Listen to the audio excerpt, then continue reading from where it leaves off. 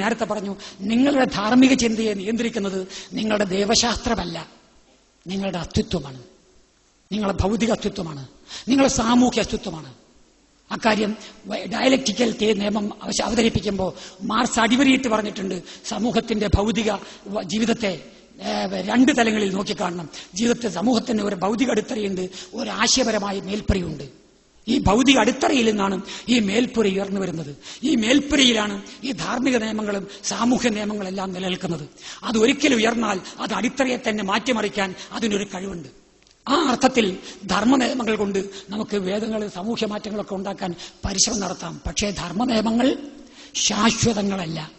സാമൂഹ്യ മാറ്റത്തിനനുസരിച്ച് ഈ നിയമങ്ങൾ മാറിയേ തീരൂ. ഇസ്ലാമിക നിയമം വന്ന കാലത്ത് ബഹുഭാര്യത്വം ന്യായമാണ് എന്നവർ അവകാശപ്പെടുന്നുണ്ട്. എനിക്കതിനെ ചോദ്യം ചെയ്യേണ്ട കാര്യമില്ല. അക്കാലത്തെ ഒരാളല്ലാത്തതുകൊണ്ട് അന്ന് അങ്ങനെ പറ്റൂല എന്ന് ഇന്ന് ഞാൻ ഇങ്ങനെ പറഞ്ഞാൽ അത് നടക്കൂല എന്ന് എനിക്കറിയുന്നതുകൊണ്ട് ഞാൻ ആ തർക്കത്തിലേക്ക് പോണില്ല.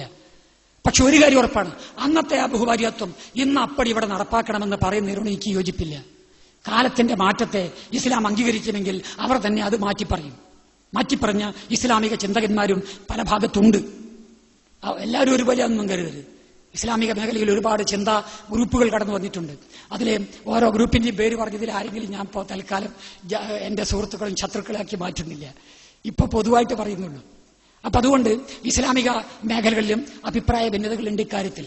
അപ്പോൾ ധർമ്മ നിയമങ്ങൾ സമൂഹ സാഹചര്യത്തിന്റെ ഉൽപ്പന്നങ്ങളാണ്. കാലം മാറുമ്പോൾ നിയമങ്ങൾ മാറും. കാരണം മാറ്റമില്ലാത്തൊന്നും ഈ പ്രകൃതിയിലില്ല. അപ്പോൾ സാമൂഹ്യ നിയമങ്ങൾ മാറും. ആ സാമൂഹ്യ നിയമങ്ങൾ എന്റെ മതഗ്രന്ഥം മാറാത്ത മതഗ്രന്ഥത്തിലുള്ള നിയമങ്ങൾ തന്നെ ആവണമെന്ന് ആ ഗ്രന്ഥം മാറ്റാത്ത ഒരാൾ, സ്വയം മാറാൻ തയ്യാറല്ലാത്ത, മതഗ്രന്ഥം മാറ്റാൻ തയ്യാറല്ലാത്ത ഒരാൾ ഇവിടെ വന്ന് ഈ നിയമങ്ങൾ തന്നെ ശാശ്വതമാകണം എന്ന് പറയുമ്പോൾ അത് അംഗീകരിച്ചു കൊടുക്കുക വിഷമമാണ്. അത് സാമൂഹ്യ ചലന നിയമത്തിനെതിരാണ്. പ്രപഞ്ചം ചലനാത്മകമാണ്. ഇവിടെ ചലിക്കാത്തതായി യാതൊന്നുമില്ല. എല്ലാം ചലിക്കുന്നു എന്നതാണ് പ്രപഞ്ചത്തിന്റെ പൊതുതത്വം.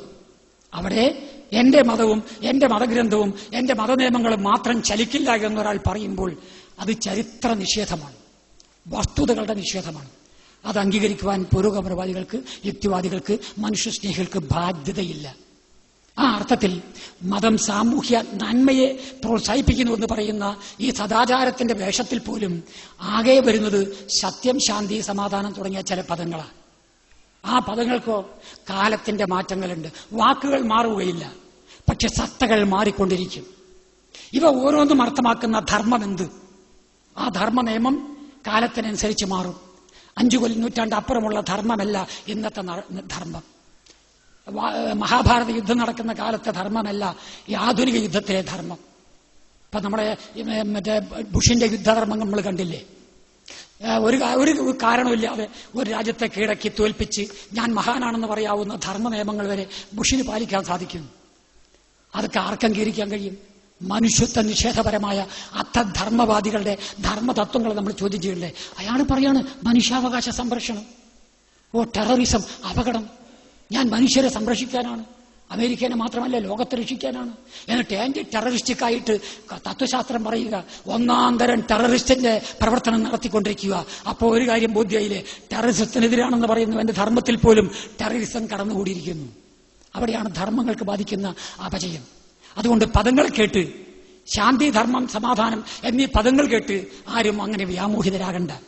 അതിന്റെ സത്തയെ സൂക്ഷ്മ പരിശോധന നടത്തണം.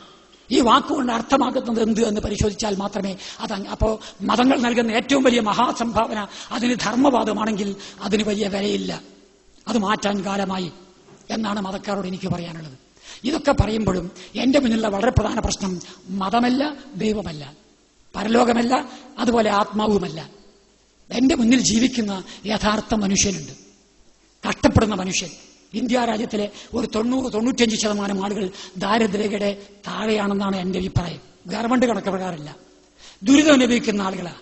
ഈ 90-95 ആളുകളോട് ഒരു പരലോകം വരും, ഇപ്പൊ ധ്യാനിച്ചാൽ മതി, അതിനുശേഷം നമുക്ക് മോക്ഷം കിട്ടും, ഇപ്പൊ എല്ലാവരും അടങ്ങിയിരിക്കുന്നെന്ന് പറയുന്നത് ഒരു ധിക്കാരവും ഒരു ഹിംസയുമാണെന്നാണ് എന്റെ അഭിപ്രായം. അതുകൊണ്ട് ഞാനൊരു മാനവികവാദിയാണ്, മനുഷ്യസ്നേഹിയാണ്. എനിക്ക് ആ മനുഷ്യരോട് പറയുന്നത്, മനുഷ്യരെ, നിങ്ങൾ സ്വയം നന്നാകാൻ ആവശ്യമായ തൽക്കാല പ്രവർത്തനത്തിൽ ഇടപെടും. നമ്മളെ ഇന്നത്തെ വർത്തമാനകാല സാഹചര്യത്തിന്റെ ഏറ്റവും വലിയ ഭീഷണികളെ ഭൗതികമായി നേരിടണം. അതിന് ആശയത്തിന്റെ പങ്കുവഹിക്കുകയും വേണം. ഇന്നത്തെ ഇന്ത്യയെ ബാധിക്കുന്ന ഏറ്റവും വലിയ പ്രശ്നം ആഗോളവൽക്കരണമാണ്. സമ്പന്നനെ സമ്പന്നവൽക്കരിച്ചുകൊണ്ടിരിക്കുന്ന ഒരു നിയമം, മറുഭാഗത്ത് പാവപ്പെട്ടവനെ ആക്കിക്കൊണ്ടിരിക്കുന്ന ദാരിദ്ര്യവൽക്കരിക്കുന്ന ഒരു നിയമം, അത് 10 കൊല്ലമായി നിങ്ങൾ കണ്ണിന്റെയും മൂക്കിന്റെയും മുന്നിൽ വന്നിരിക്കുക. ഇതിനെ ചെറുക്കണമെങ്കിൽ ദാരിദ്ര്യം അനുഭവിക്കുന്ന ആളുകളുടെ യാതനകൾ മാറ്റണം. അതിന് തൽക്കാലം വേണ്ടത് മതപ്രസംഗമല്ല, അതിന് തൽക്കാലം വേണ്ടത് ജനകീയാസൂത്രണം പോലുള്ള മാനവിക സേവാ കർമ്മങ്ങളാണ്. എന്നെക്കുറിച്ച് ആദ്യ പരാമർശം നടത്തിക്കൊണ്ട് ഞാൻ ഈ വാക്കുകൂടെ പ്രയോഗിക്കുക. ജനകീയാസൂത്രണത്തെക്കുറിച്ച് നിങ്ങൾക്കറിയാം. നല്ല രീതിയിൽ നടപ്പാക്കുകയാണെങ്കിൽ ഏറ്റവും നന്നായിട്ട് പാവപ്പെട്ടവനെ സഹായിക്കാൻ പറ്റുന്ന ഏറ്റവും നല്ല മാനുഷികമായ ഒരു ടൂളാണത്. അങ്ങനെ അടുത്തിരിക്കുന്ന മനുഷ്യന്റെ വേദനകളെ കാണാൻ കഴിയാത്ത ഒരാള് പരലോകത്തിലുള്ള മനുഷ്യന്റെ വേദനകളെ കാണാൻ ശ്രമിക്കുന്നത് മനുഷ്യത്വരഹിതമാണ്.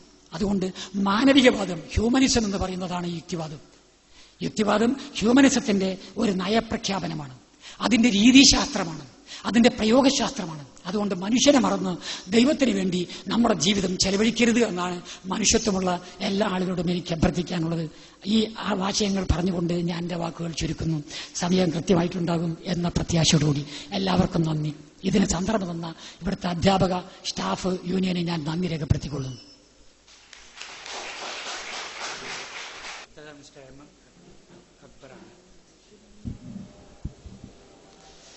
അസ്സലാമു അലൈക്കും വറഹ്മത്തുള്ളാഹി. ബിസ്മില്ലാഹിർ റഹ്മാനിർ റഹീം. അൽഹംദുലില്ലാഹി റബ്ബിൽ ആലമീൻ. സ്വലാത്തു വസ്സലാമു അലാ അഷ്റഫിൽ മുർസലീൻ വഅലാ ആലിഹി വഅസ്ഹാബിഹി അജ്മഈൻ. അമ്മാ ബഅദ്. അഊദു ബില്ലാഹി മിനശ് ശൈത്വാനിർ റജീം. ബിസ്മില്ലാഹിർ റഹ്മാനിർ റഹീം. വമൻ യബ്തഗി ഗൈറൽ ഇസ്ലാമി ദീനൻ ഫലൻ യുഖ്ബല മിൻഹു വഹുവ ഫിൽ ആഖിറതി മിനൽ ഖാസിരീൻ.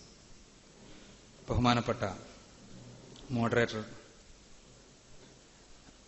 കലാനാഥൻ മാഷ്, അധ്യാപകരെ, വിദ്യാർത്ഥി സുഹൃത്തുക്കളെ, മതവും മനുഷ്യനും എന്ന വിഷയത്തെക്കുറിച്ച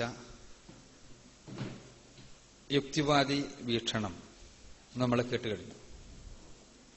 ഈ വീക്ഷണവുമായി വിയോജിപ്പുള്ള ഒരുപാട് മേഖലകളുണ്ട്.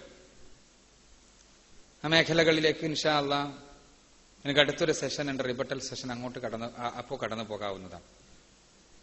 ഇപ്പൊ മതവിശ്വാസത്തിന്റെ വിശേഷിച്ച് ഞാൻ നിൽക്കുന്ന ഇസ്ലാമിക ഭൂമികയുടെ അടിസ്ഥാനത്തിൽ മതം മനുഷ്യനുമായി എങ്ങനെ ബന്ധപ്പെടുന്നു, എന്തുകൊണ്ട് മതം മനുഷ്യന് അനിവാര്യമാകുന്നു എന്നീ കാര്യങ്ങളാണ് സംക്ഷിപ്തമായി നിങ്ങളുടെ മുന്നിൽ സമർപ്പിക്കുവാൻ ഉദ്ദേശിക്കുന്നത്. ആരാണ് മനുഷ്യൻ എന്ന ചർച്ച മുതൽ ആരംഭിക്കുന്നു. അത് C.M. ജോർഡിന്റെ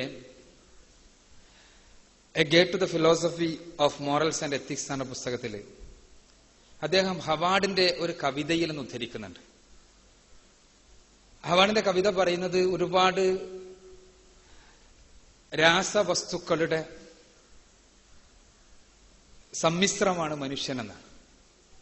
10 ഗാലൻ വെള്ളം, ഒരു തീപ്പെട്ടി കൂട്ടിലുള്ള ഫോസ്ഫറസ്, അതേപോലുള്ള കുറെ സാധനങ്ങൾ, ഇതാണ് മനുഷ്യൻ എന്നാണ് ഹവാർഡിന്റെ കവിതയിൽ, രസകരമായുള്ള തമാശ നിർഭരമായ കവിതയിൽ അതിൽ പറയുന്നത്. നമുക്കറിയാം, മനുഷ്യ ശരീരത്തിലെ രാസവസ്തുക്കളെ വിഘടിപ്പിച്ചാൽ ഈ വസ്തുക്കളെല്ലാം തന്നെയാണ് ലഭിക്കുക. വെള്ളം, ജലവും കാർബണും ഹൈഡ്രജനും ഓക്സിജനും എല്ലാം അടങ്ങുന്ന കുറെ വസ്തുക്കൾ. എന്നാൽ ഇതാണോ മനുഷ്യൻ? അല്ലല്ലോ. മനുഷ്യനൊരു ജീവിയാണ്, ജീവനുള്ള വസ്തുവാണെന്ന് നമ്മൾ പറയും. ഒരുപാട് ജൈവ വസ്തുക്കളുണ്ട്, അവയിൽ നിന്ന് വ്യത്യാസമുണ്ട് മനുഷ്യനെന്ന് നമ്മൾ പറയുന്നു. ഒരുപാട് ജന്തുക്കളുണ്ട്, അവയിൽ നിന്നും വ്യത്യാസമുണ്ട് മനുഷ്യനെന്ന് പറയുന്നു. എന്താണ് അടിസ്ഥാനപരമായി മനുഷ്യന്റെ വ്യത്യാസം? പരിശുദ്ധ ഖുർആൻ മനുഷ്യന്റെ ഭൂമിയിലേക്കുള്ള നിയോഗത്തെക്കുറിച്ച് പറയുന്നത് ഇന്നി ജാഇലും ഫിൽ അർളി ഖലീഫ എന്ന്. ഖുർആനിലെ 2-ാമത്തെ അധ്യായം സൂറത്തുൽ ബഖറയിലെ 30-ാമത്തെ വചനം. മനുഷ്യനെ ഭൂമിയിലേക്ക് ഒരു ഖലീഫയായി പറഞ്ഞയച്ചിരിക്കുന്നു. കലനാഥൻ മാഷ് സംശയിക്കേണ്ടതില്ല, ഖലീഫ എന്ന് പറഞ്ഞാൽ ഭൂമിയിലേക്ക് ഒരു മതഭരണം നടത്താൻ വേണ്ടി പറഞ്ഞയച്ച ആരെങ്കിലും ആണ്. തമാശ പറഞ്ഞാണ്. സംഭവം ഖലീഫ എന്ന അറബി പദത്തിനർത്ഥം